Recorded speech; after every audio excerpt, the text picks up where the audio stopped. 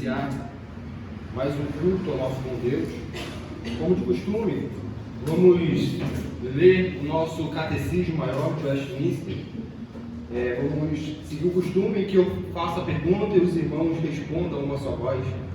A pergunta 93 do Catecismo Maior de Westminster indaga: o que é a lei moral? A lei moral é a revelação da vontade de Deus, feita ao gênero humano, dirigindo e obrigando todas as pessoas à conformidade e obediência perfeita e perpétua a ela. Os apetites e disposições do homem inteiro, alma e corpo, e no cumprimento de todos aqueles defeitos de santidade e retidão que se devem a Deus e ao homem, perdendo vida pela obediência e a criação com a morte e a relação selva. Amém. Oremos, irmãos. Santo Deus e amado Pai, muito obrigado, Pai, por esse momento, Pai. Muito obrigado, Senhor, pelo privilégio de estarmos aqui à noite, Deus, louvando a Ti, o Criador do Universo, o nosso Rei, o nosso Pai. Muito obrigado, Senhor, por essa dádiva, Deus. Muito obrigado, Deus, por esse grandioso amor que nos alcançou e nos colocou aqui para cultuar a Ti, ó Pai. Sabemos que o culto, Deus, também, Deus, é uma ordenança Tua, ó Pai. E que agora, Deus, nós venhamos a cumprir essa ordenança, Deus, com toda a nossa integralidade, Deus, com o nosso corpo e com a nossa alma, Pai. Que as canções entoadas, ó Pai, não sejam apenas das palavras vazias de um coração distante, Pai, mas que seja, Deus, um coração cheio de alegria, Deus, cheio, Deus, de gratidão, Deus, cheio, Deus, de santidade, Deus, cheio, Deus, de adoração, Deus, cheio de arrependimento, Deus, para que o nosso louvor, Deus, e todo o culto prestado aqui nessa noite, Deus, suba a Ti, Pai, como aroma agradável às Tuas narinas, ó Pai. Esteja conosco, Pai, nos habilite, Pai, porque sozinho, Deus, nós não conseguimos, Deus, cultuar um Deus santo, Deus, porque somos pecadores, Deus, porque somos depravados, Senhor. Porque em nós mesmos, Deus, sem o Espírito Santo, sem a graça divina, ó Deus, estamos mortos nos nossos delitos e pecados, Pai. Mas muito obrigado, Deus, porque nós temos, Deus, Efésios 2, que diz: mas Deus, sendo rico em misericórdia, com grande amor nos amou, nos trouxe a redenção em Cristo Jesus, ó Pai.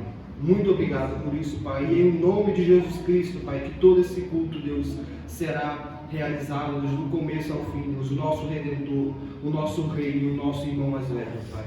Muito obrigado por tudo, Deus. Capacite-nos, ó Pai, nesta noite a adoração, Pai. Em nome de Jesus Cristo. Amém. Amém. Amém. Meus irmãos, vamos abrir a palavra de Deus no Salmo 111. Aqueles que forem abrindo, vamos ficando de pé, por favor. Salmo 111. Nós vamos ler o Salmo todo, que é bem curtinho.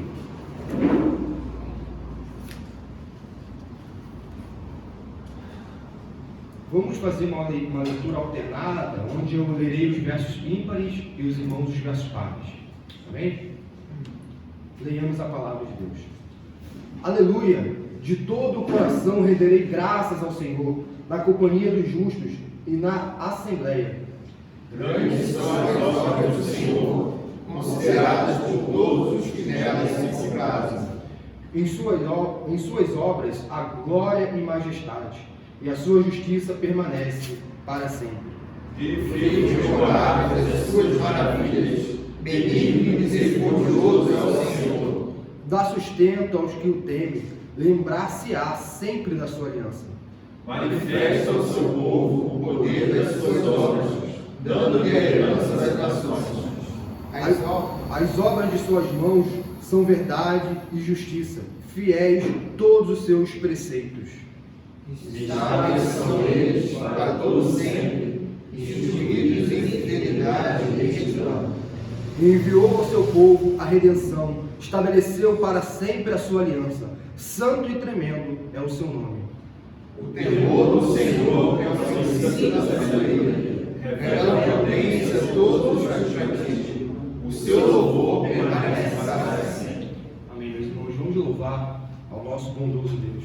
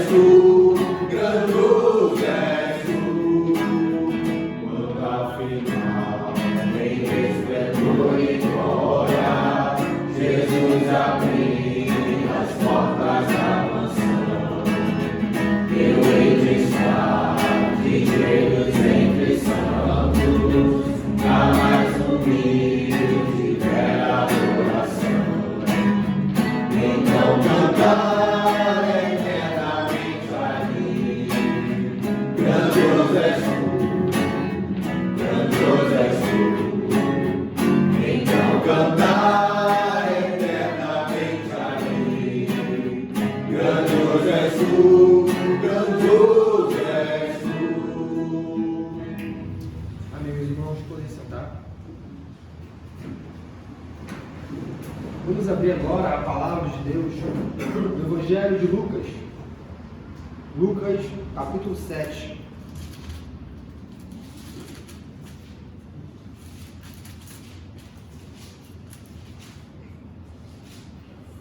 Lucas 7, do verso 36 até o verso 50.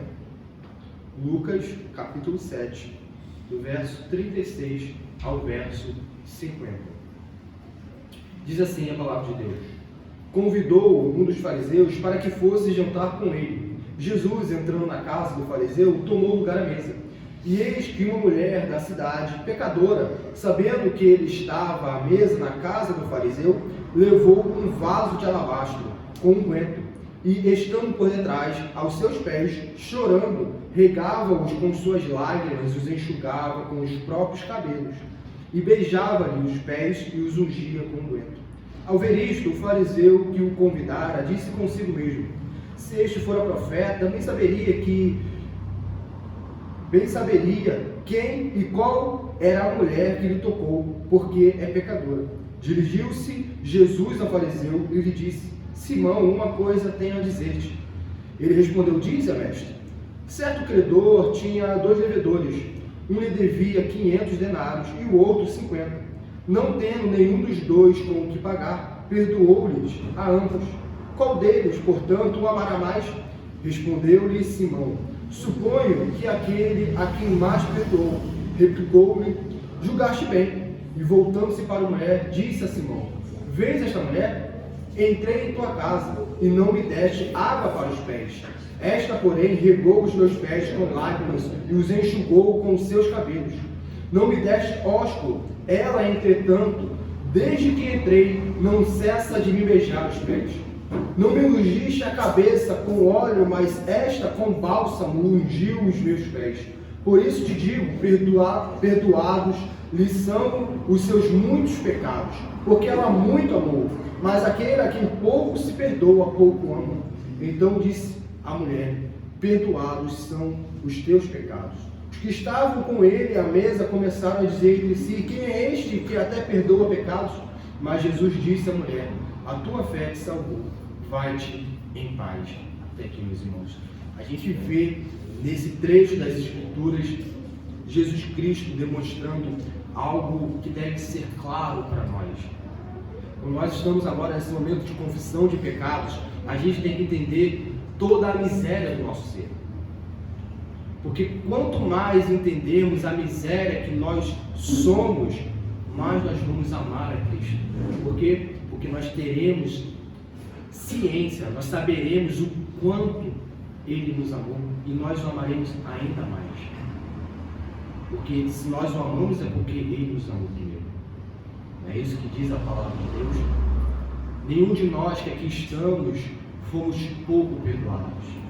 Todos nós aqui éramos escravos das trevas, todos nós aqui éramos filhos de Satanás, todos nós aqui praticávamos a obra de iniquidade e por natureza éramos filhos da ira. Essa é o que a Bíblia declara sobre nós. Nós devemos ser como essa mulher, chegar aos pés de Jesus chorando e confiando pela fé que aquele homem, essa mulher acreditou, que aquele homem a quem ela estava recorrendo com as suas lágrimas, enxugando e lavando seus pés, ungindo ele, era aquele que lhe concederia salvação, perdão de pecados. E agora, nesse momento de confissão de pecados, nós devemos ter a certeza que em Jesus nós conseguimos obter o nosso perdão dos pecados, não por nós mesmos, não pela força ou fervor da nossa oração, não, mas porque Cristo está aberto a nos perdoar. Não importa o pecado que praticamos essa semana, se nós nos arrependermos dos nossos pecados, Ele é fiel e nos perdoará, porque Ele veio para isso, para os pecadores, Ele veio para aqueles que precisavam, Ele veio para os doentes, Ele não veio para os sãos, Ele mesmo diz isso. Então que nós, nesse momento, venhamos a ver que somos pecadores, que somos doentes, que estamos ainda com o pecado habitando em nós. Nós ainda não estamos glorificados, nós ainda não herdamos a coroa eterna. Enquanto estivermos nesse corpo corruptível, ainda praticaremos pecados. Então, irmãos, vamos abaixar nossas cabeças, vamos suplicar o perdão dos nossos pecados a Cristo, o nosso sumo sacerdote.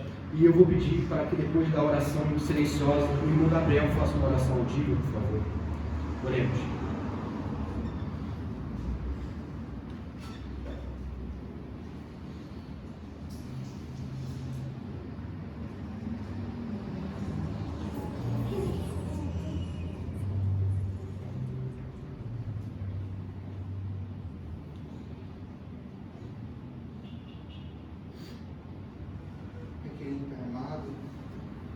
Nós chegamos a Ti, Pai, por intermédio do Teu Filho, Jesus Cristo, clamamos, Senhor, pela Tua misericórdia, Pai, clamando pelo Teu perdão, Senhor, sobre nossas vidas, Pai. Senhor, nós chegamos a Ti, Pai, reconhecendo, Pai, a nossa pequenez, a nossa limitação, Pai, as nossas fraquezas, Pai. Nós somos fracos, Pai, nós somos pecadores, Pai, estamos ainda em corpos corruptíveis, Pai. Senhor, tenha misericórdia de nós, Pai. Que o Senhor nos ajude a vivermos uma vida, Senhor, digna, Pai, do Evangelho, Pai, que honre ao Teu santo nome, Pai. Nos ajude, Pai, e nos faça, Pai, parecer cada vez mais com Jesus Cristo. Nos ajude a modificar, Pai, os nossos desejos, Pai, os nossos desejos e vontades, Pai. Nos ajude a tomar a nossa cruz, Senhor, e viver para a Tua glória, Pai. Senhor, nós te agradecemos pelo sacrifício, Pai, de Cristo na cruz por nós, Pai. E te pedimos, Pai, que o Senhor nos santifique, Pai, dia após dia, Pai. Nos ajude a nos arrepender, Pai, e a nos colocar diante de Ti, Pai, reconhecendo que o Senhor é soberano, Pai, sobre nossas vidas, e que nós carecemos do Senhor, Pai. É isso que te peço, Pai, e te agradeço em nome de Jesus. Amém. Confio no perdão dos pecados. Vamos adorar o nosso Deus.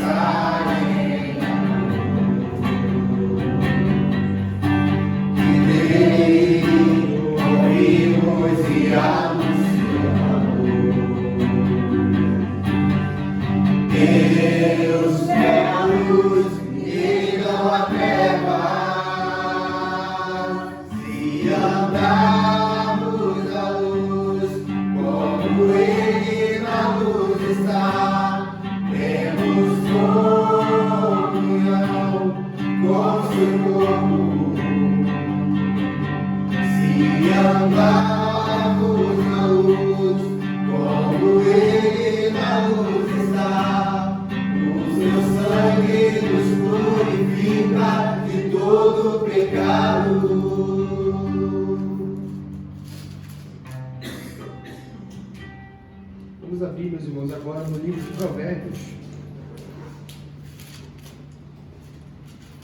Provérbios, capítulo 11. Vamos ler do verso 24 ao verso 28. Provérbios, capítulo 11, do verso 24 ao verso 28. Diz assim a palavra de Deus: a quem dá liberalmente, ainda se lhe acrescenta mais e mais. Ao que retém mais do que é justo, ser-lhe-á em pura perda. A alma generosa prosperará, e quem dá a beber será descedentado. Ao que retém o trigo, o povo amaldiçoa, mas bênção haverá sobre a cabeça do seu vendedor. Quem procura o bem alcança favor, mas ao que corre atrás do mal, este lhe sobrevirá. Quem confia nas suas riquezas cairá, mas os justos reverdecerão como a folhagem. Agora, meus irmãos, nesse momento de ofertório, a gente entende como cristãos, como a gente viu hoje na EBD, mordomos de Deus, como bem lembrou aqui o irmão Felipe, nós devemos devolver uma parte daquilo que Deus nos deu, daquilo que o Senhor concedeu a nós. E no momento da liturgia em que nós fazemos isso, oferecemos as nossas posses, nossos bens, como culto a Deus, com a prática de culto, é agora nos dízimos e ofertas. Então, aqueles que sentirem a vontade de estarem contribuindo, o irmão Filipe estará distribuindo os envelopes e nós, enquanto isso, estaremos louvando ao Senhor.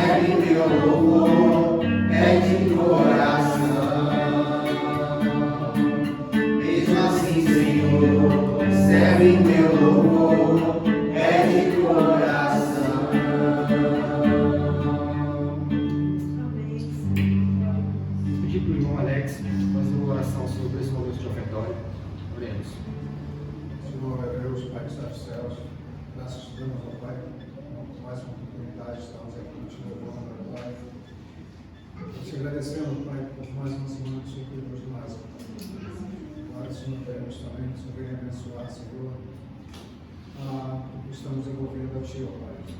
Faça ser aplicado no melhor possível, Pai. Que venha, Senhor, em meio às providências. Obrigado, Senhor, que a Sua palavra, Senhor, seja enche os nossos corações, ó Pai. E que tenhamos uma semana, Senhor, abençoada por Ti, ó Pai. Em nome de Jesus. Amém. Irmãos, vamos abrir a palavra de Deus em Isaías 63. Livro do profeta Isaías, capítulo 63.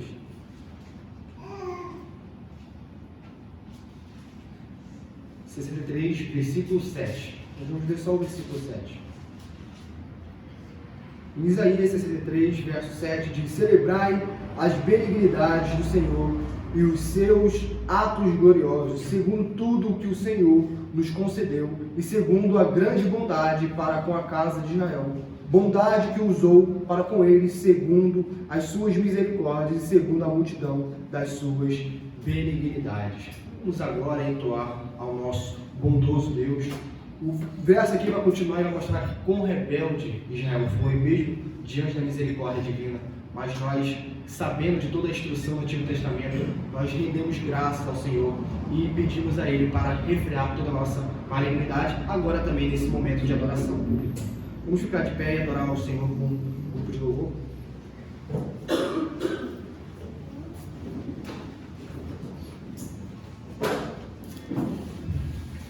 Boa noite, meus irmãos. Vamos então continuar a nossa adoração ao nosso Deus. Deus grandioso que nos uniu, nos tornou um povo santo para a sua glória.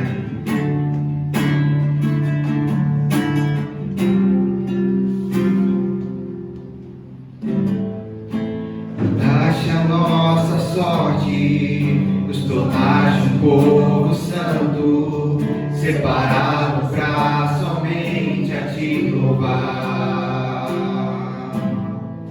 Salvou-nos por sua graça, a boa nova compreendemos, e o Evangelho então podemos proclamar que Jesus é Senhor.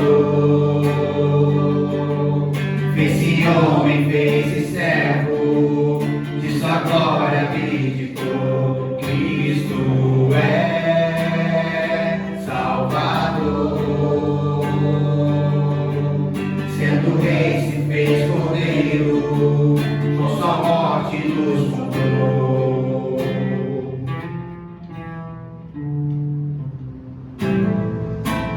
Nós sempre intercede, nossa fraqueza compreende.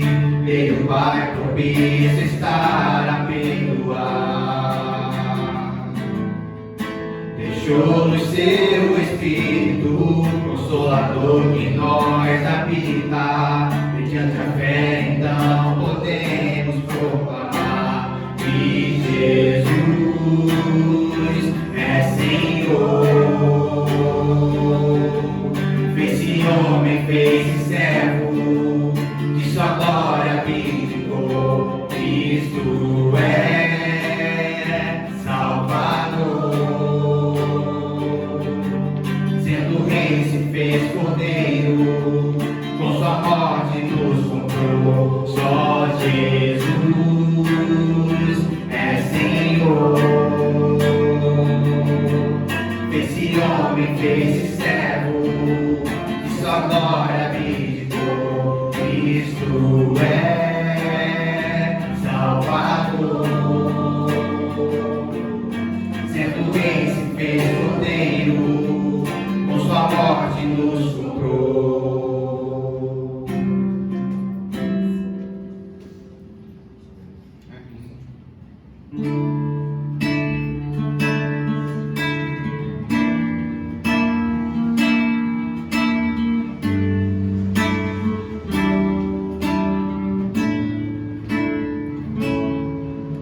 Seja engrandecido, ó Deus, a minha vida. Tu és o Deus da minha salvação. És a minha rocha, a minha segurança. Meus lábios sempre te exaltarão. Aleluia, te louvo, pois sei que sobre todos és Senhor. Aleluia, te louvo, pois sei que sobre todos és Senhor. Ser engrandecido, ó Deus da minha vida, Tu és o Deus da minha salvação. És a minha rocha, a minha segurança, meus lábios sempre te exaltarão. Aleluia, te louvo, pois sei que sobre todos és Senhor. Aleluia.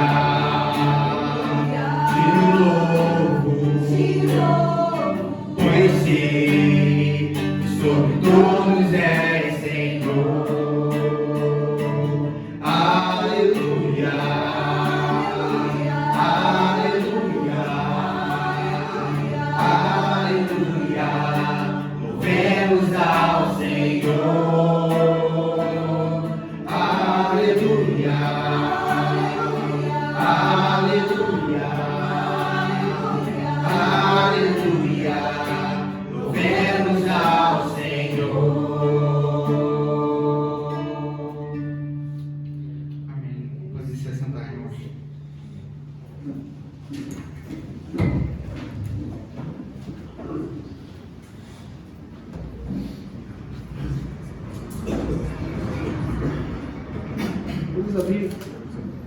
Vamos abrir agora, meus irmãos, a palavra de Deus em Lucas.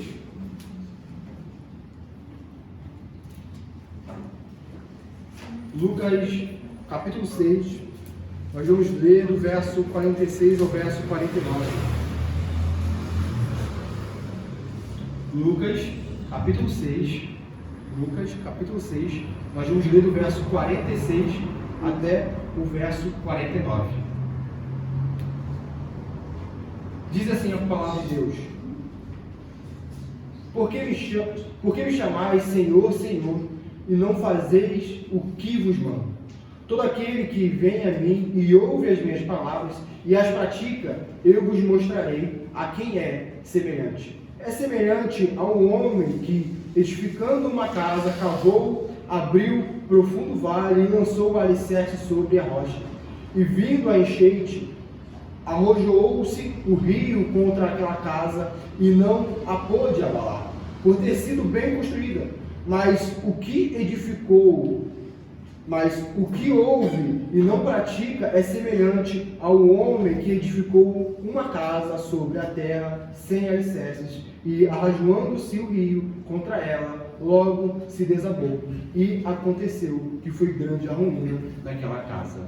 Que é o próprio Cristo falando. Ele está dizendo que aqueles que são expostos à sua palavra e não as pratica, é semelhante a esse homem insensato.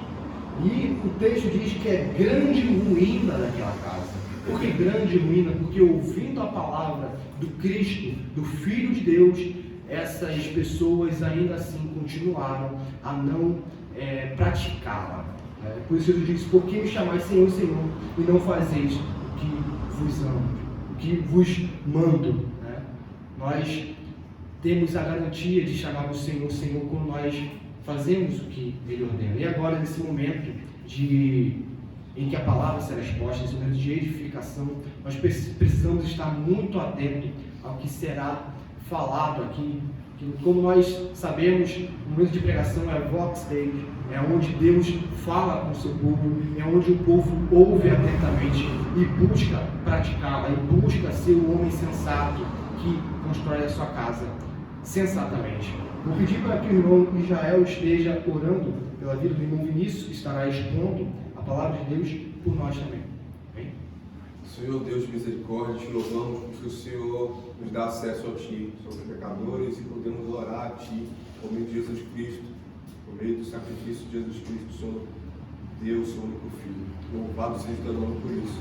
Te louvamos, ó Deus, pela oportunidade que o Senhor nos dá de ouvirmos a Tua palavra. Em nome de Jesus, Senhor, abençoe a vida do irmão Vinícius, que ele venha pregar a Tua palavra e somente a Tua palavra. Tenha misericórdia de nós, para que possamos não sermos apenas ouvintes, mas ouvintes e praticantes da Tua palavra. Tenha misericórdia de todos nós, porque precisamos da intervenção do Teu Santo Espírito para entendermos e para praticarmos aquilo que vamos aprender mais profundamente. Em nome de Jesus, esteja conosco. Amém.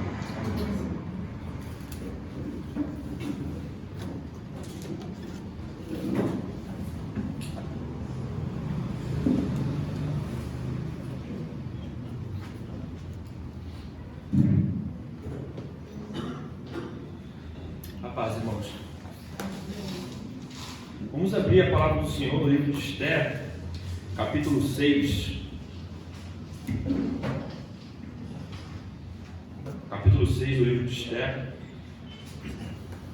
Pela graça do Senhor, nós vamos prosseguir a exposição do livro. Antes de adentrarmos no capítulo 6, é sempre importante nós recapitularmos o capítulo anterior para nos situarmos aqui no texto, né? E podemos assim nos aprofundar pela graça do Senhor. No capítulo 5, que foi exposto na semana passada, nós vimos a respeito de uma personagem que foi protagonista no capítulo 5, que foi a rainha Esther, e o papel dela como intercessora, representando Cristo ali, uma figura de Cristo, intercedendo pela salvação do seu povo perante Assuero.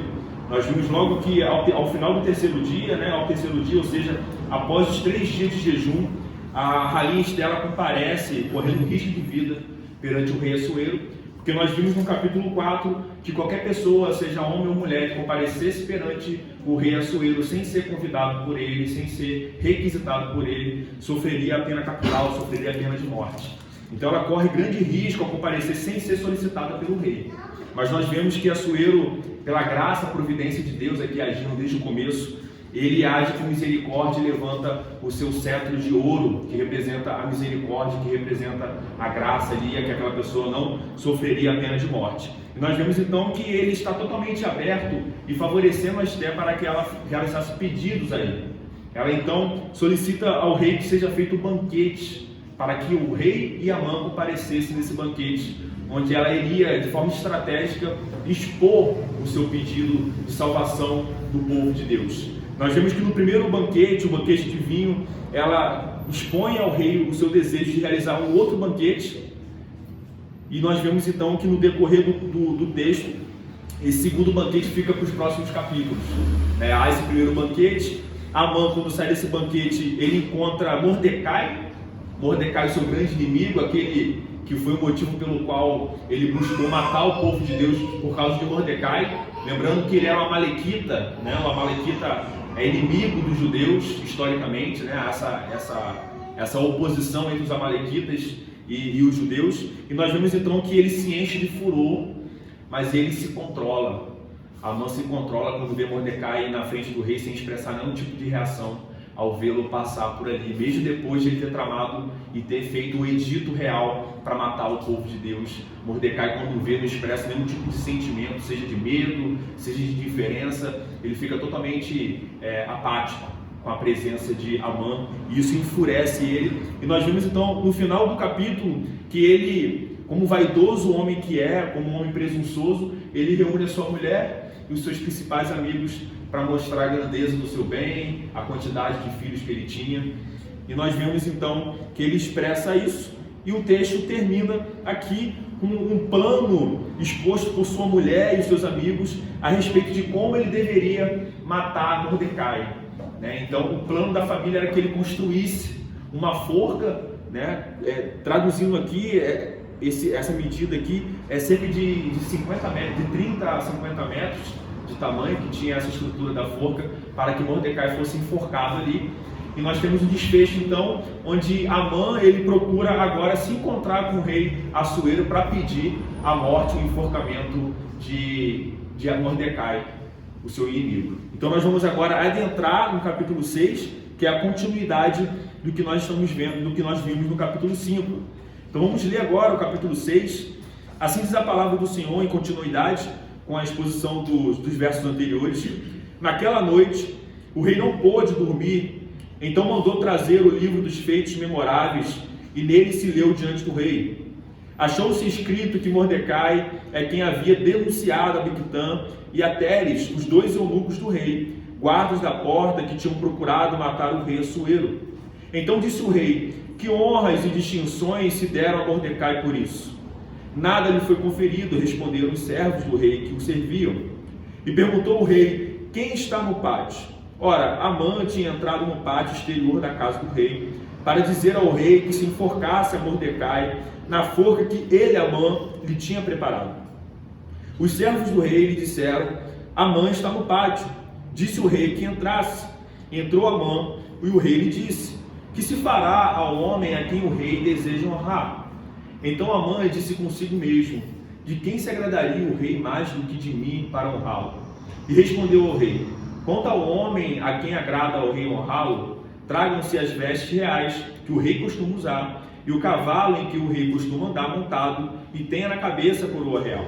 Entreguem-se as vestes e o cavalo às mãos dos mais nobres príncipes do rei, e vistam-se delas aquele a quem o rei deseja honrar. Levem-no a cavalo pela praça da cidade, e diante dele apregoem. Assim se faz ao homem a quem o rei deseja honrar. Então disse o rei a Amã: apressa-te, toma as vestes do cavalo, como disseste, e faze assim para com o judeu Mordecai, que está assentado à porta do rei, e não omitas coisa nenhuma de tudo o quanto disseste. Amã tomou as vestes e o cavalo, vestiu a Mordecai e o levou a cavalo pela praça da cidade, e apregoou diante dele. Assim se faz ao homem a quem o rei deseja honrar. Depois disso, Mordecai voltou para a porta do rei, porém Amã se retirou correndo para casa, angustiado e de cabeça coberta. Contou Amã a Zeres, a sua mulher, e a todos os seus amigos tudo quanto lhe tinha sucedido. Então os seus sábios e Zeres, sua mulher, lhe disseram: se Mordecai, perante o qual já começaste a cair, é da descendência dos judeus, não prevalecerás contra eles, antes certamente cairás diante dele. Falavam essas coisas ainda com ele, quando chegaram os eunucos do rei, e apressadamente levaram Amã ao banquete que Esther preparara. Até aqui, irmãos, verso 14. Pela graça do Senhor, agora vamos nos aprofundarmos no texto para entendermos as camadas da palavra do Senhor, para que Ele abençoe e nos agracie com a sua palavra. Nós vemos então, como foi exposto inicialmente, que o desfecho do capítulo 5 foi a trama de Amã em enforcar Mordecai. Assim que termina o capítulo 5, e o texto, como ele é rico, é um texto poético, uma literatura muito rica do livro de Esther, nós vemos uma sucessão bem harmoniosa entre os capítulos. No verso 6, vai falar que naquela noite, ou seja, naquela noite em que Amã fez um plano de matar Mordecai, ainda naquela noite o rei não pôde dormir, então mandou trazer o livro dos feitos memoráveis. Em todo o livro nós temos visto a providência divina agindo na vida desses personagens principais, sejam eles aqueles favoráveis ao povo de Deus, sejam os inimigos, todos utilizados como peça para a salvação do povo de Deus. Nada do que está no livro de Esther foge do controle do Senhor. E aqui novamente nós vemos isso. O rei Assuero, ele perde o seu sono num momento totalmente crucial e importante para o desenrolar. É porque ele perde o sono aqui no primeiro verso do capítulo 6, que ele busca então ler a respeito do livro Memoráveis, as Crônicas do Rei, onde existe aqui diversos relatos de grandes atos feitos no império de Assuero. Isso é importante, nós já vemos aqui a soberania de Deus agindo, primeiro porque ele perde o sono, o Senhor tira o sono. Não havia nada que estivesse angustiando ele, como ocorreu com Nabucodonosor, por exemplo, ou com outros reis inimigos do povo de Deus, que fizessem eles terem um conflito para dormir e perder o sono. No texto não há nada disso. Assuero, de forma repentina, ele perde o seu sono. E nós já podemos encaixar aqui Deus agindo para que o entrelaço dos fatos culmine na salvação do seu povo. E não somente isso, ao perder o sono, nós vimos no capítulo 1 de Esther como ele era poderoso e como ele tinha diversos modos de ter prazer e entretenimento.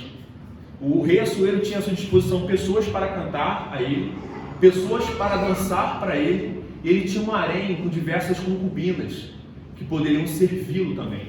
além dos servos e eunucos que estavam à sua disposição. E nós vimos que ele poderia utilizar de todos esses recursos para ter entretenimento ou para buscar ter o sono novamente, mas não é isso que ele faz. O que ele faz é totalmente contrário. Apesar de o texto não revelar, nós não sabemos se ele quis ler o livro da crônica para ter um sono, porque é um livro chato, né? Não sei se os irmãos já tiveram a oportunidade de ler registros, né? Esse tipo de relatos do livro de crônicas, que é um tipo de livro aqui do Império Persa.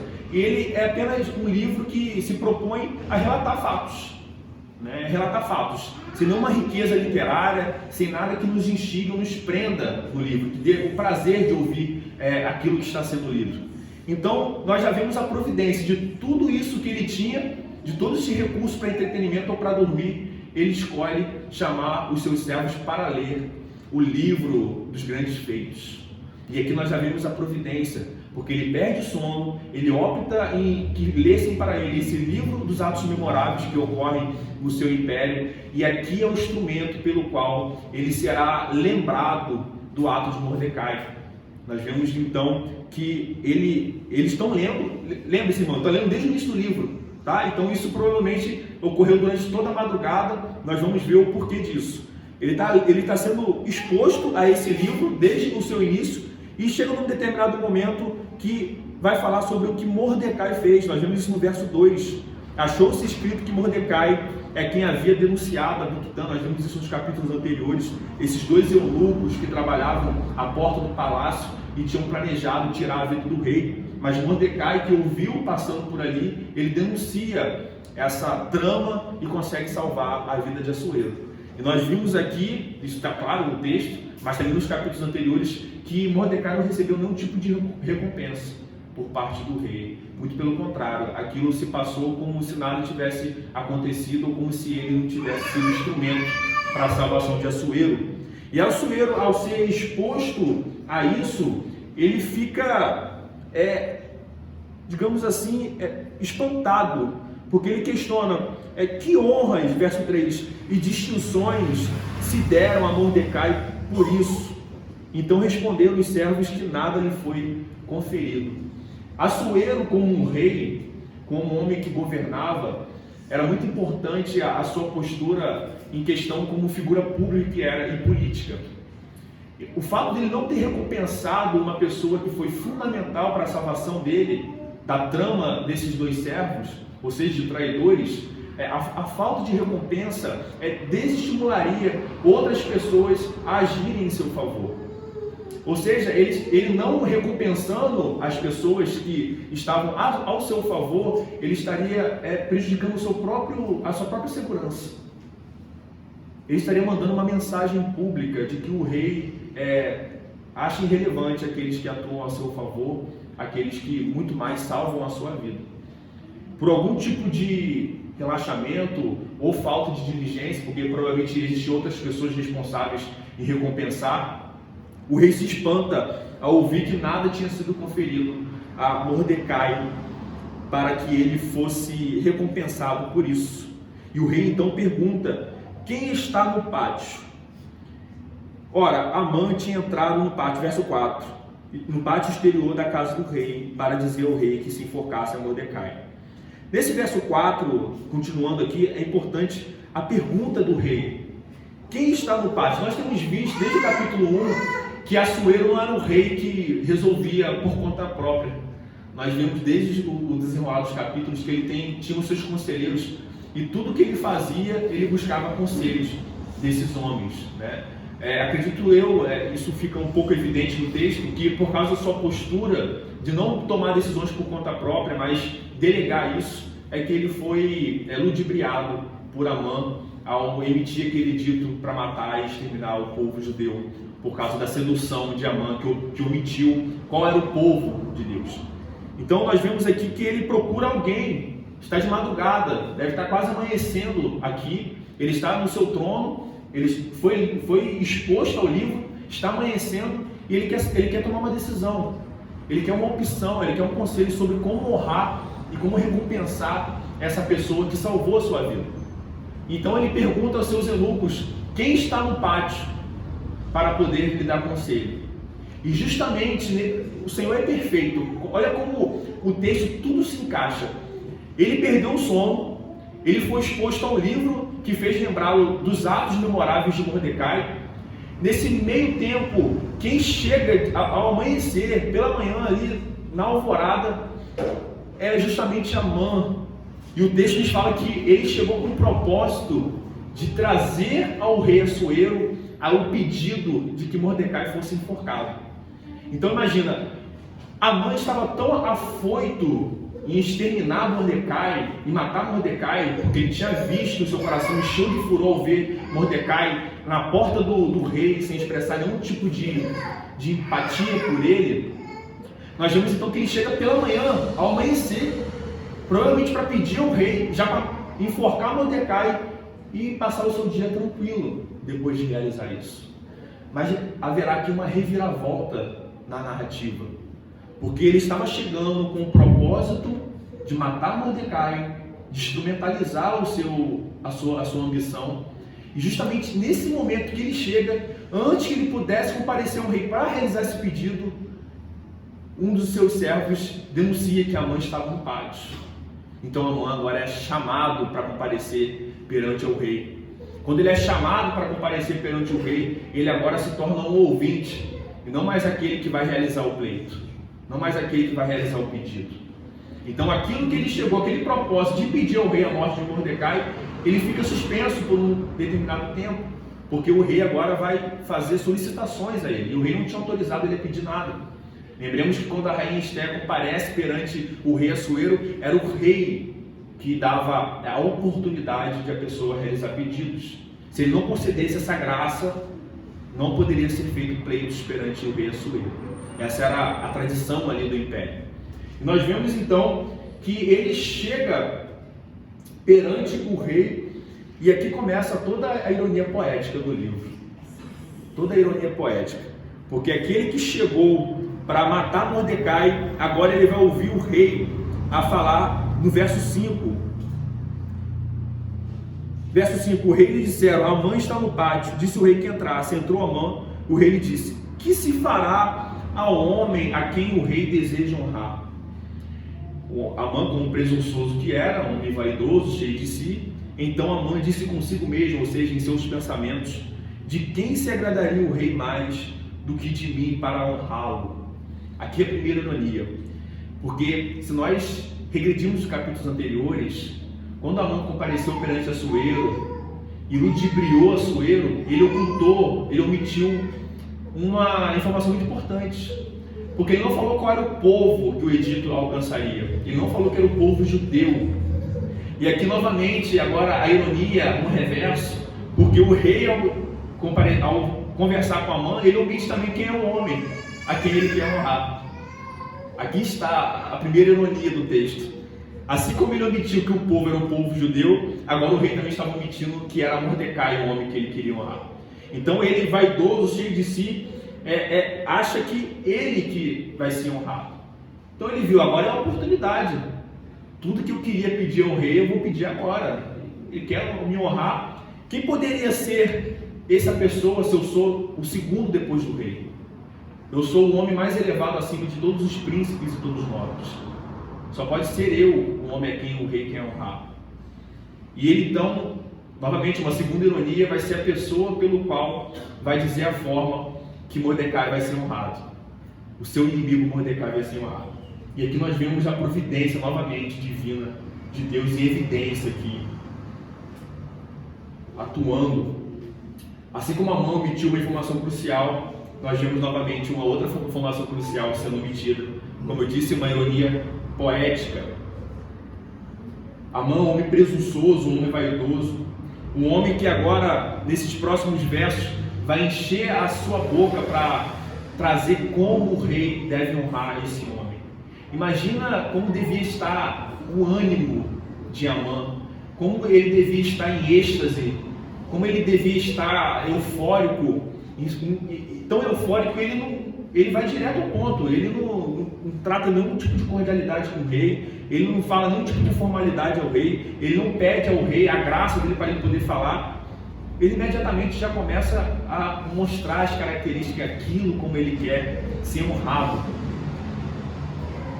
E isso tudo porque nós vimos no capítulo 5, por exemplo, que Amã era um homem que era idólatra, e ele idolatrava principalmente o seu reconhecimento público. Ele era um homem que gostava de ser aceito publicamente, um homem que se saciava com o seu reconhecimento público, com o seu status social.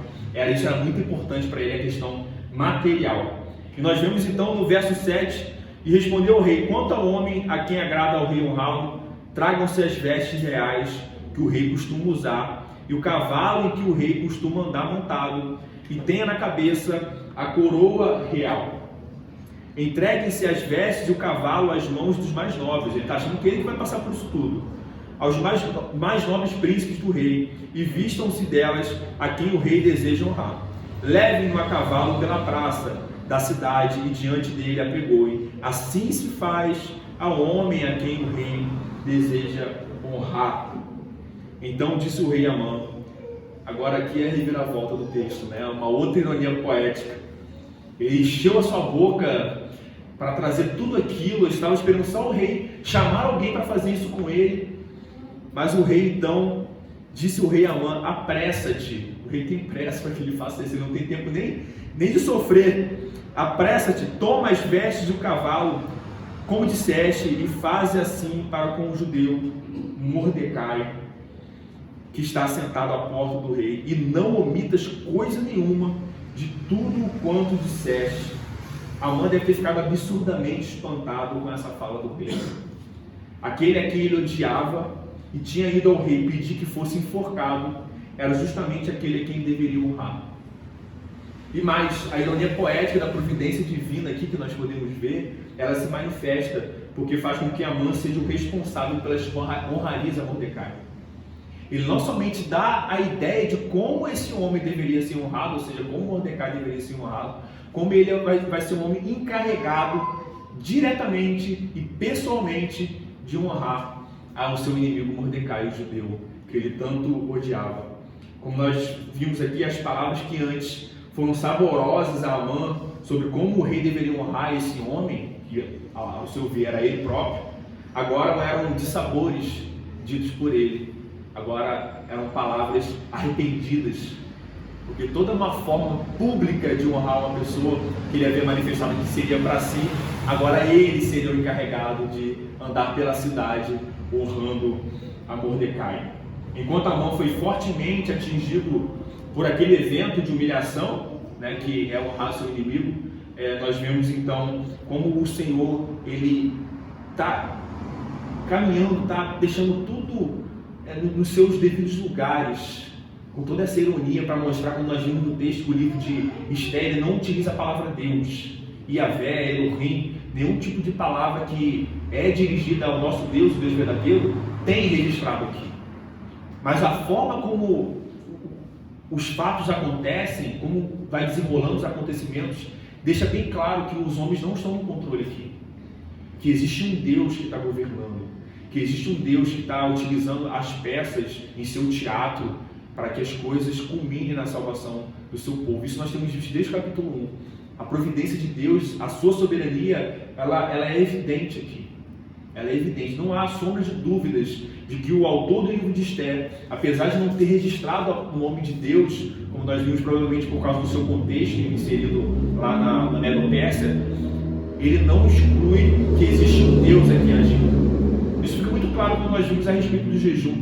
Né? Se existe um jejum sendo feito de 3 dias, é porque aquele povo sabia que a salvação não viria deles mesmo, mas de um Deus, o Deus de Abraão, o Deus de Isaac e o Deus de Jacó, que sairia ao socorro deles.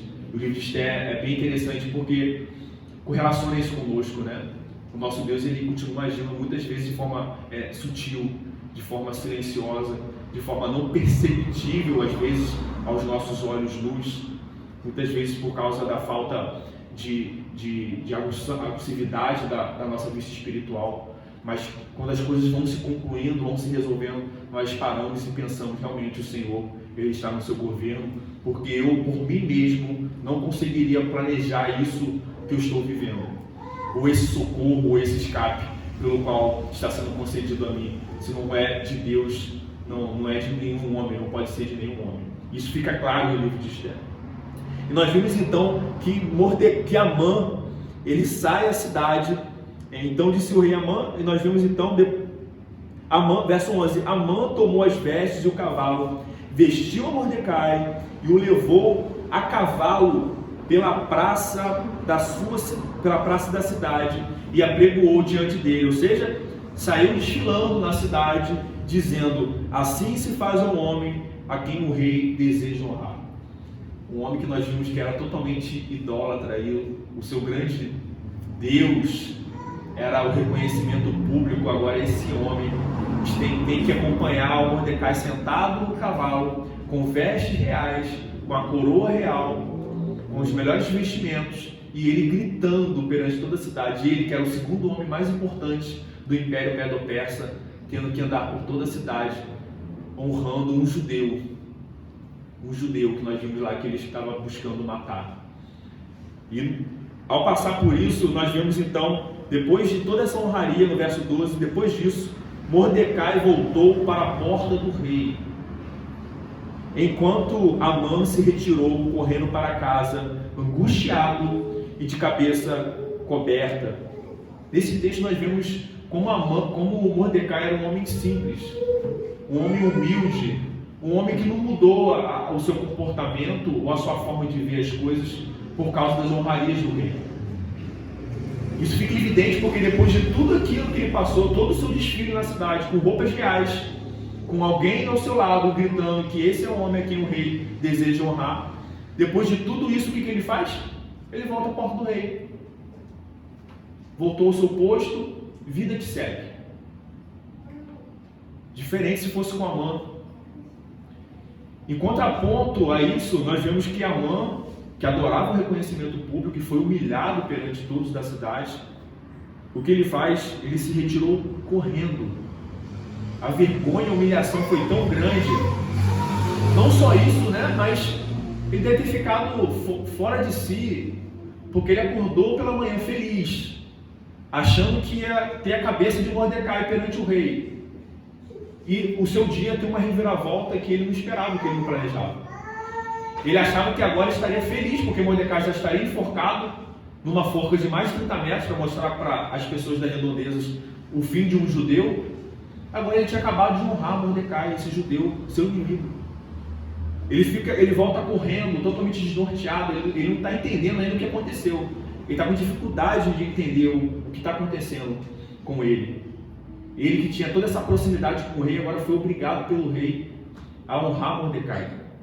Ele volta correndo para casa, angustiado e de cabeça coberta. Tamanho da humilhação, nós podemos imaginar esse homem totalmente desnorteado em sua face, correndo a pressas, com vergonha, de repente, na beira da cidade, nos lugares menos movimentados, com a sua cabeça coberta e correndo para sua casa para contar à sua família o que tinha acontecido. E nos últimos versos, no verso 13 e 14, nós vemos então o temor de Amã, de sua mulher e de seus amigos. Olha a reviravolta como foi o encerramento do capítulo 5. Zeres, a mulher de Amã, e seus amigos foram aqueles que deram a sugestão de enforcarem Mordecai, e ele achou uma ótima ideia. Agora são eles novamente os ouvintes de Amã, são eles confidentes de Amã.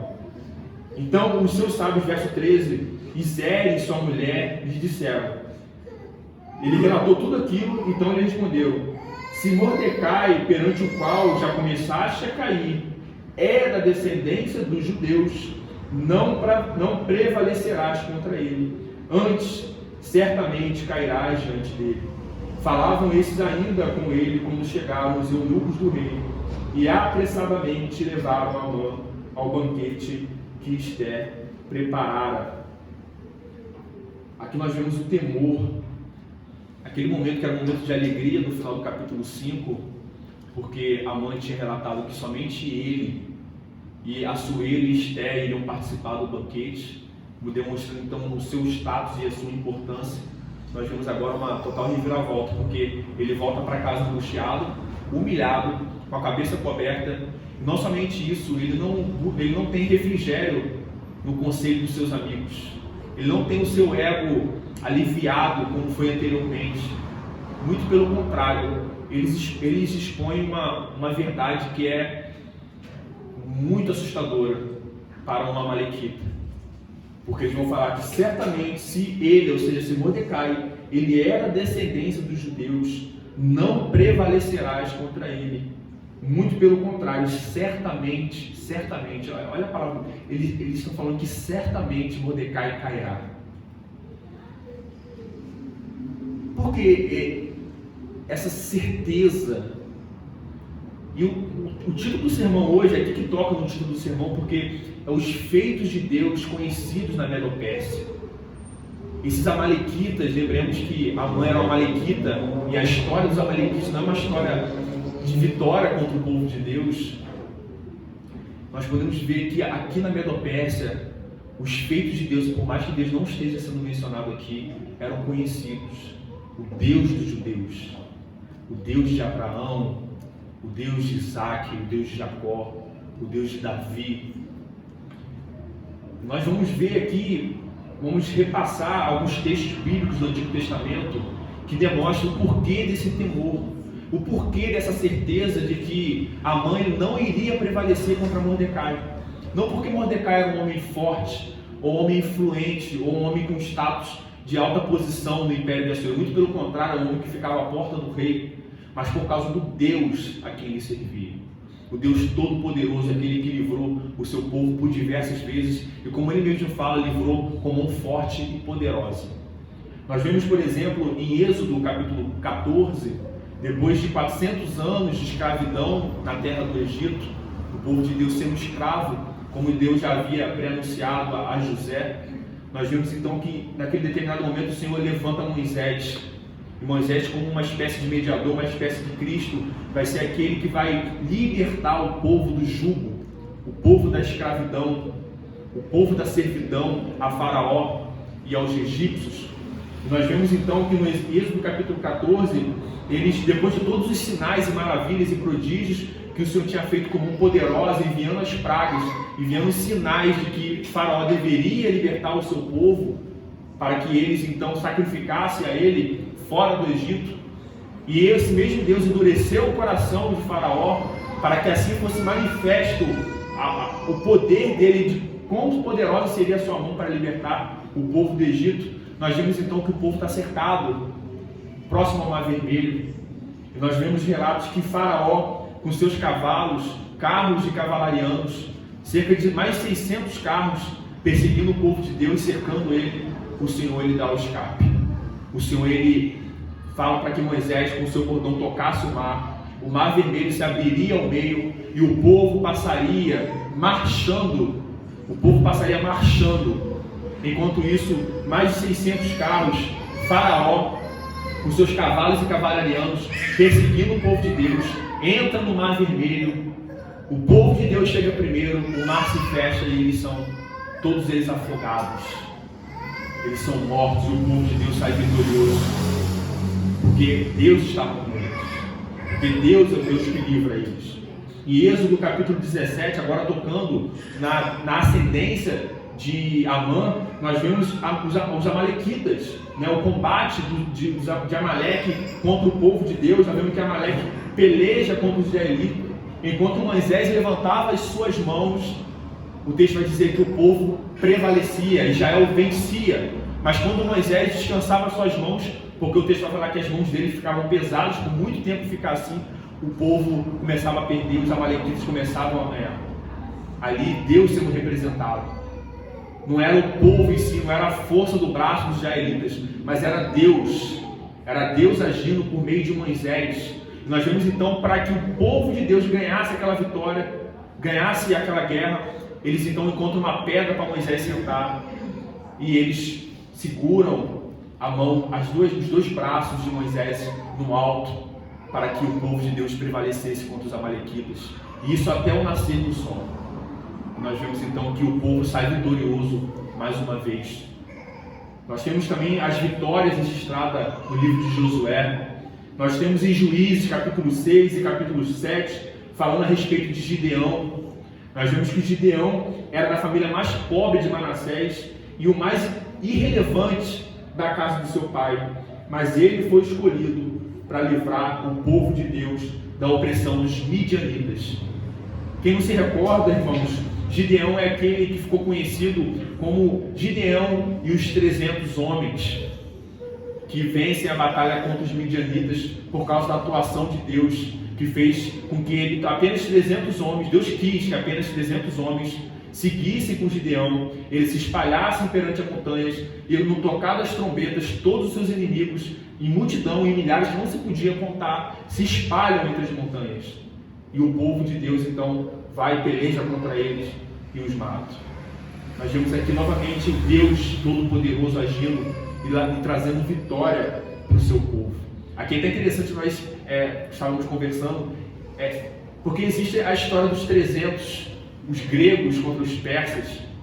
É interessante porque esses 300 homens, a elite do poder bélico da Grécia, eles sucumbem. Isso é um registro histórico. Enquanto os 300 aqui do povo de Deus, porque tinham o Deus Todo-Poderoso com eles, eles vencem a batalha. Isso novamente demonstra o Deus agindo. É Deus, não são os homens. É Deus utilizando homens e fazendo o seu poder e a sua grande força manifesta. E nós vemos, para fechar, são vários relatos no Antigo Testamento sobre o povo de Deus pelejando e saindo vitorioso, porque Deus assim o quis, porque Ele fez aliança com aquele povo, porque Ele jurou por si mesmo que salvaria e que manteria a descendência de Abraão. Nós vemos em 1 Samuel 17 a tão conhecida história entre Davi e Golias. Davi, um homem de pequena estatura, magro, fraco, vence um homem guerreiro de quase 3 metros de altura. Se Israel nos assusta com seu 1,94 m, imagina um homem guerreiro de quase 3 metros de altura. 3 Israel praticamente. Imagina essa cena, né? Essa cena, Davi e Golias, mas ele sai vitorioso, apenas com uma pedra, mostrando o poder de Deus agindo para a salvação do seu povo. É por isso que aqui a mãe e toda a sua família está desesperada. E eles profecia, né, digamos assim, eles profetizam, digamos assim, entre aspas, que ele certamente morrerá, que ele certamente sucumbirá. Nós vamos ver nos capítulos que se virão que realmente esse é o destino de Amã. Nós vemos aqui toda uma ironia poética nesse capítulo. Tudo que demonstra como o Senhor está agindo na salvação do seu povo, utilizando tanto os inimigos como pessoas do seu próprio povo. Assuero sendo usado, um rei pagão, um rei persa. Amã sendo utilizado, os eunucos sendo utilizados, Mordecai sendo utilizado. Nesse capítulo 6 nós não vimos a figura de Esté, ela sai de cena nesse teatro e ela retorna no capítulo 7, tendo protagonismo novamente, como aquela que será instrumento para a salvação do povo de Deus.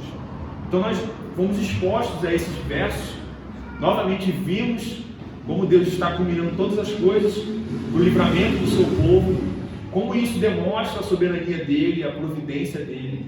E agora nós vamos então a algumas aplicações que nós podemos retirar do texto que nós lemos hoje e fomos expostos pela graça do Senhor. São 3 aplicações práticas.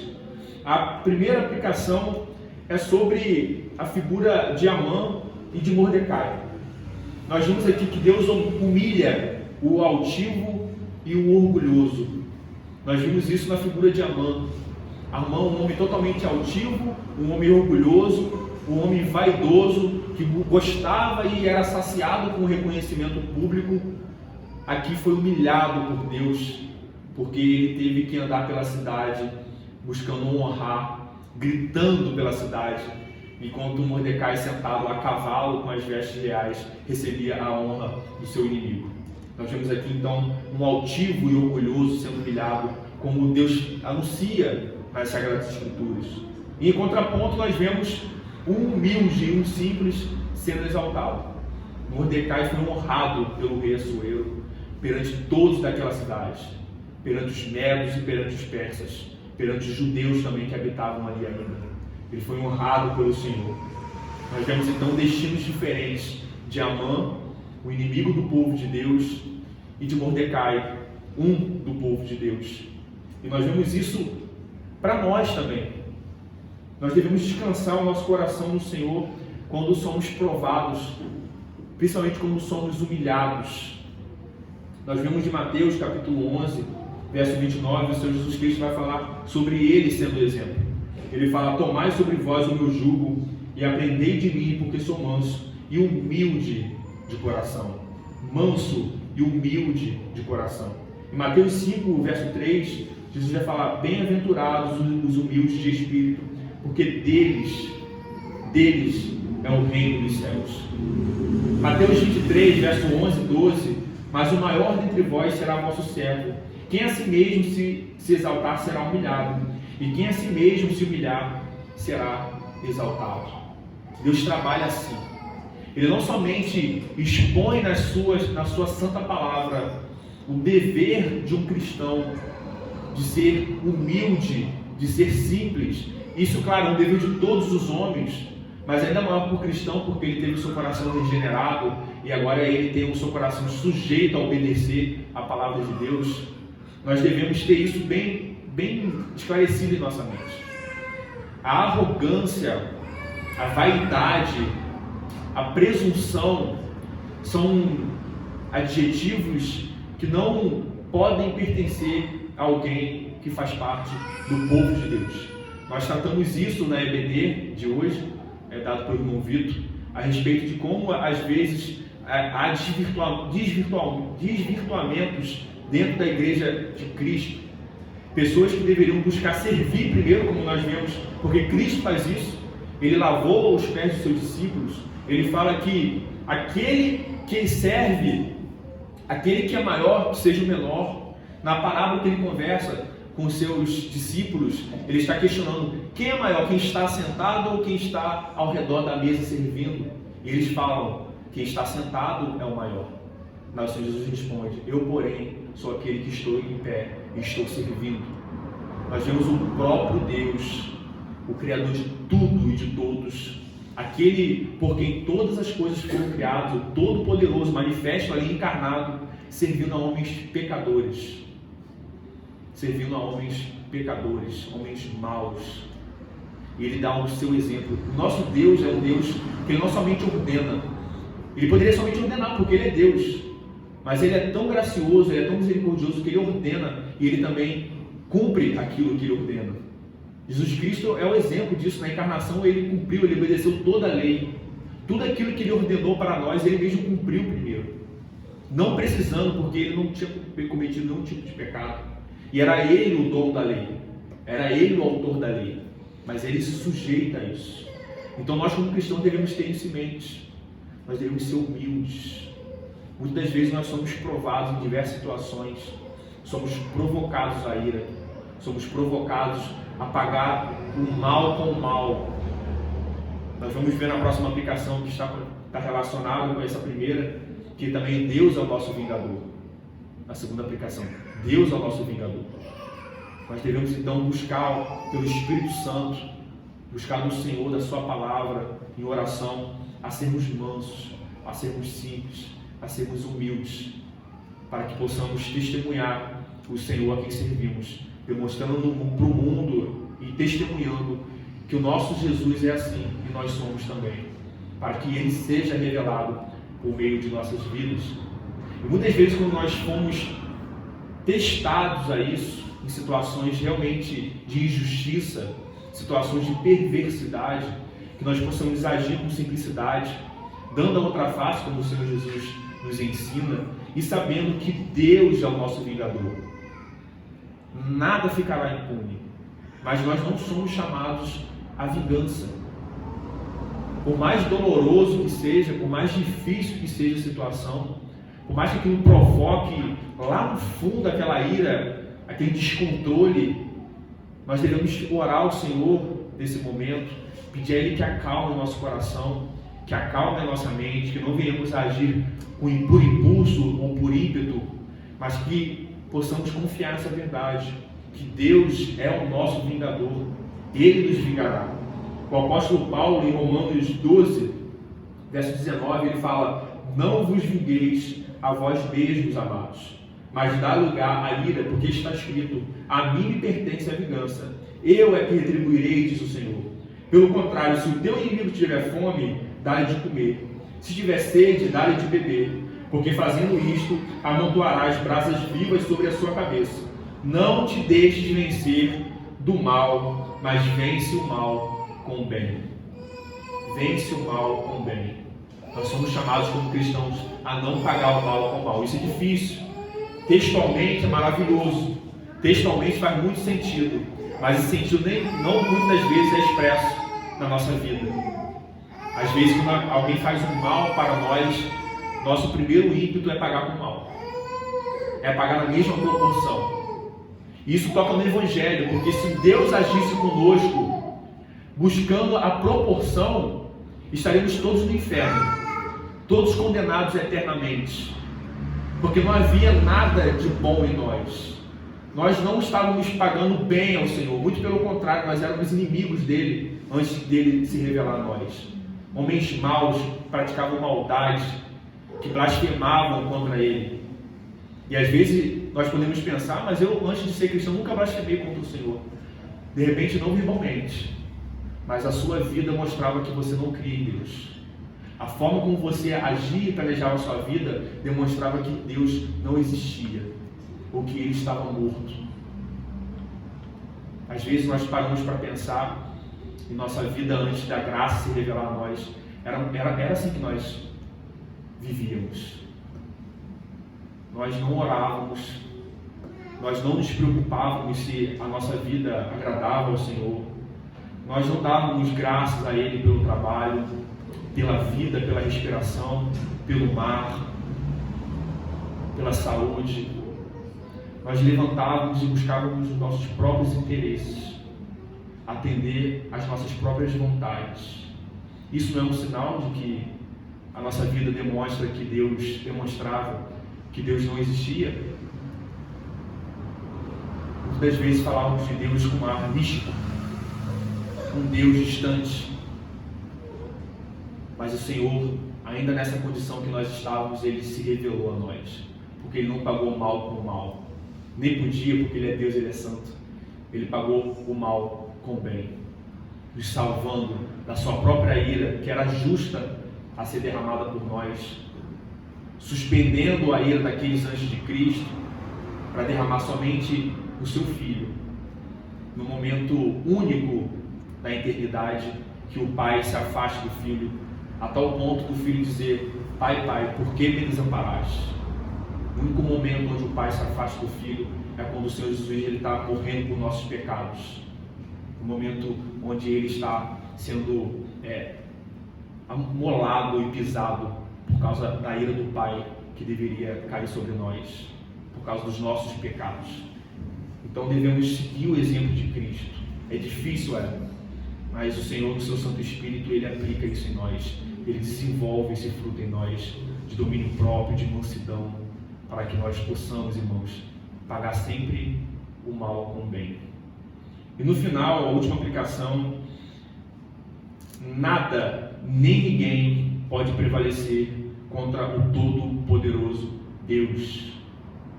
Nós relacionamos isso com o comportamento e o medo e o temor de Zeres, a mulher de Amã e de seus amigos, ao pré-anunciarem de que Amã certamente morreria, porque se Mordecai era realmente um descendente dos judeus, sabendo eles o Deus e os seus feitos no passado, certamente ele sucumbiria. Esse é o Deus Todo-Poderoso. E aplicando isso para nós, Ele também age assim e agiu assim, no que tange ao Evangelho, no que tange à salvação. Nós vemos como Jesus Cristo cumpriu a sua missão redentiva para nos salvar. Nós vemos isso em Salmos, que vai falar que levantai-vos, ó portas abertas, levantai-vos, ó portais eternos, para que entre o Rei da Glória. O nosso Senhor Jesus Cristo, Ele subiu aos céus, ascendeu aos céus, entrando como vitorioso, porque Ele venceu pelo seu povo. Ele salvou o seu povo, triunfando na cruz do Calvário. Ele, o Todo-Poderoso. E isso é um motivo pelo qual nós devemos descansar, Porque não é de quem quer, nem de quem corre, como Paulo fala em Romanos 9, mas é de Deus agir com misericórdia. E nós experimentamos essa misericórdia dele. Não foi porque merecíamos, não foi porque suamos para isso, mas porque ele é todo poderoso. Ele venceu o pecado por nós. Paulo, em Romanos 8, verso 33 ao 39, ele vai falar: quem intentará acusação contra os eleitos de Deus? É Deus quem os justifica. Quem os condenará? É Cristo Jesus que morreu, ou antes quem ressuscitou, o qual está à direita de Deus e também intercede por nós. Quem nos separará do amor de Cristo? Será tribulação, ou angústia, ou perseguição, ou fome, ou nudez, ou perigo, ou espada? Como está escrito: por amor de ti somos entregues à morte o dia todo. Fomos considerados como ovelhas para o matador. Em todas essas coisas, porém, somos mais que vencedores por meio daquele que nos amou. Porque eu estou bem certo de que nem a morte, nem a vida, nem os anjos, nem os principados, nem as coisas do presente, nem do porvir, nem os poderes, nem a altura, nem a profundidade, nem qualquer outra criatura poderá separar-nos do amor de Deus que está em Cristo Jesus, nosso Senhor. O Deus Todo-Poderoso, Ele é a nossa segurança. É porque Ele nos livrou como um forte dos nossos pecados, nos libertou, assim como Ele libertou o seu povo do Egito, trabalhando na história essa figura do que haveria de vir, nos libertando também dos nossos pecados, da servidão do pecado, quando o povo estava sob servidão de Faraó. Ele é o Deus. Quem tentará acusação contra nós? Se é Deus que nos justifica, quem pode nos condenar se Ele expediu a sentença de absolvição? E Ele não é o Deus que volta atrás na sua palavra. É nessa segurança que nós nos firmamos, clamando a Ele que Ele possa nos ajudar na progressividade da nossa fé, na santificação até o seu retorno, até a nossa morte ao encontrarmos com Ele, e que possamos sempre ter essa segurança em Deus. Ele é um Deus forte, Ele é um Deus todo-poderoso, é nele que descansamos, é dele que vem a nossa salvação. E sempre pedir a Ele que a nossa vista não esteja presa aqui, mas que esteja sempre olhando para cima, esperando a nova Canaã, a Canaã celestial, a Jerusalém, onde nós habitaremos. Nós experimentamos toda vez que estamos aqui no culto um pouco disso, né? Nós chamamos disso de antegozo dos céus. É tão maravilhoso quando estamos todos aqui reunidos, de olhos fechados, louvando e cantando ao Senhor. Parece que não há problemas lá fora, né? Parece que tudo fica suspenso. Aqueles problemas que nós temos que resolver amanhã, na segunda-feira, os nossos trabalhos, aquela correria, fica tudo suspenso. Isso é um antegozo dos céus. Isso é o dia do Senhor, todo dia do Senhor. O Deus que trabalha e nos fornece um momento de nós experimentarmos como será a eternidade, onde nós teremos essa paz, essa tranquilidade e esse louvor pela eternidade, não mais sofrendo, não mais tendo angústias, não mais temendo a nada. Amém, irmãos? Então, que o Senhor nos aplique essas verdades em nossos corações e que possamos guardar isso, né? Aplicar essas verdades e ter isso bem firme no livro de Esther que foi exposto hoje, para que nós possamos entender e contextualizar os próximos capítulos também. Amém? Vamos orar ao Senhor agradecendo a Ele. Obrigado, Deus, obrigado, Pai, por esse momento onde podemos nos aprofundarmos mais um pouco por causa da Tua graça, Deus, por causa do Teu Santo Espírito que ilumina a nossa mente, que ilumina o nosso coração, que abre o nosso coração para essas verdades. Muito obrigado porque nós estamos vendo aqui no livro de Esther, hoje no capítulo 6, novamente a Tua providência agindo, Deus, a Tua soberania poderosa, Senhor, para que tudo culmine na salvação do Seu povo, dos israelitas. E hoje não é diferente, Deus. O Senhor continua agindo, o Senhor é o mesmo Deus de ontem, de hoje e para sempre, em eternidade em eternidade. O Senhor continua agindo, sentado no Seu santo trono, de maneira soberana, na Sua providência, para que nós sejamos salvos, Deus. Apesar de provados, apesar da adversidade, nós não somos desanimados, Deus. Muito pelo contrário, apesar do homem exterior se cansar, como Paulo diz, o homem interior ele se renova a cada dia. Por mais que o exterior se corrompa e envelheça, o homem interior ele fica cada vez mais forte, está cada vez mais jovem por causa da tua santa palavra, do teu dos seus santos sacramentos que agem em nós, Deus. Muito obrigado pelos meios de graça, pela tua santa palavra, pela oração. Nos ajude, Deus, a sempre estar meditando nela, para que não venhamos a sucumbir, mas que possamos ter em mente que o Senhor é o Todo-Poderoso e o Senhor é a nossa segurança, para que nós no dia mau, para que nós no dia onde somos tentados a sucumbir, possamos resistir fortemente por causa do teu Santo Espírito, Deus, sabendo que o Senhor é a nossa segurança, o Senhor é o nosso Deus, o Senhor é o nosso refúgio. Muito obrigado, Pai. Nos ajude, Deus, a sermos humildes, mansos de coração, como o Senhor Jesus é, como o Senhor nos deu um exemplo em vida de como devemos agir, Senhor, pagando sempre o mal com o bem. Nos ajude, Senhor, a pagar o mal com o bem, Senhor. Somos tentados e provados em diversos momentos, Pai, e muitas das vezes nós pecamos, porque pagamos na proporção da maldade, Deus, não buscando retribuir com o bem, confiando que o Senhor retribuirá a cada um segundo as suas obras. Nos guarde, Senhor, em segurança, Senhor, e nos ajude a praticar a tua verdade. Que essa palavra não seja apenas aquilo que foi dito, entrou por um ouvido e saiu pelo outro, mas que possamos meditar e aplicar em vida as verdades da tua santa palavra. Muito obrigado, Deus. Amém, Senhor.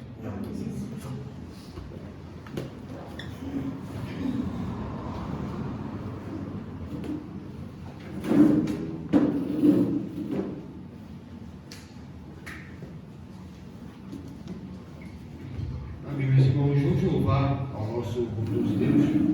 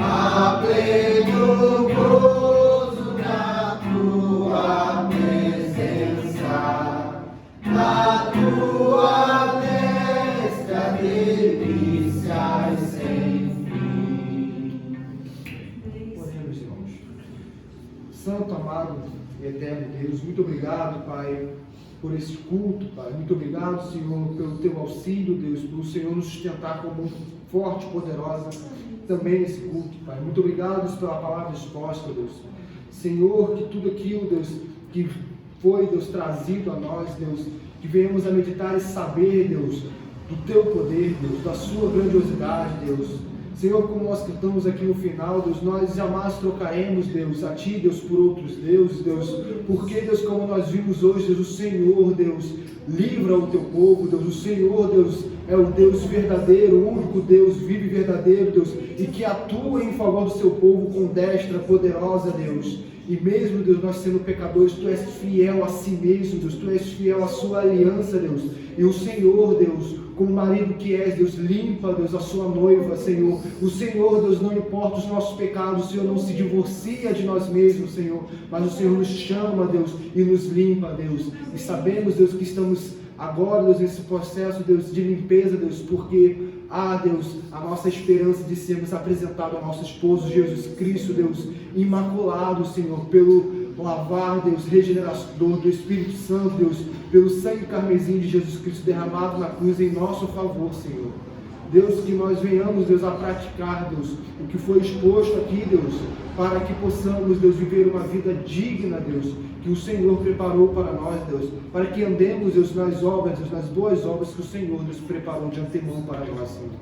Senhor, que não venhamos a esquecer, Deus, que não cheguemos em casa, Deus, e paremos de meditar, Deus, no que foi dito aqui, Deus, que não sejamos, Deus, como aquele homem insensato, Deus, depois de ser exposto, Deus, à palavra de Cristo, esqueceu-se de tudo, Deus, e foi construir a sua casa, Deus, como bem lhe achou, Deus, próprio, Deus, e veio, Deus, o dia da ruína, Deus, e destruiu tudo o que ele tinha feito. Senhor, nós somos seres caídos, Deus, nós somos seres, Deus, que infelizmente ainda estamos, Deus, com o pecado em nós, Deus. O dia da ruína, Deus, é o dia, Deus, da nossa morte, Deus. Mas só será dia da ruína, Deus, se nós não estivermos em Cristo, Senhor. Porque, Deus, se estivermos em Cristo, Deus, quando a morte bater na nossa porta, Deus, diremos, Deus, ó morte, onde está o seu aguilhão? Jesus Cristo venceu por mim. E assim, Deus, nós não seremos como aquele homem tolo, Deus, mas teremos, Deus, construído, Deus, uma casa, Deus, sobre alicerce forte, Deus, um alicerce poderoso, que é da fé em Cristo Jesus, Deus, que é praticando aquilo que aprendemos, Senhor. Senhor, não nos deixe esquecer, Pai. Sabemos que o nosso pecado nos faz esquecer, Deus. Sabemos, Deus, que o nosso pecado chegaremos, Deus, 10 horas, 11 horas da noite em casa, Deus. Esqueceremos, Deus. E amanhã, Deus, já não meditaremos mais no que foi exposto aqui, Pai. Mas, Senhor, seja gracioso, Deus, pela sua fidelidade a si mesmo, Deus, pela sua aliança, Deus, pela sua rica, Deus, e inúmera misericórdia, Deus, que se renova toda manhã, Deus. Venha, Deus, a fazer com que o que foi exposto aqui, Deus, venha, Senhor, a perdurar, Deus, em nossa mente e coração, Senhor. Pedimos a Ti, Deus, em nome de Jesus Cristo. Amém. Meus irmãos, vamos ficar de pé, vamos ler 2 Coríntios 13. Como nós não temos um pastor treinado, nós todos lemos a uma só voz. A bênção está em 2 Coríntios 13, em que diz assim, leamos: a graça do Senhor Jesus Cristo, o amor de Deus e a comunhão do Espírito Santo sejam com todos vós.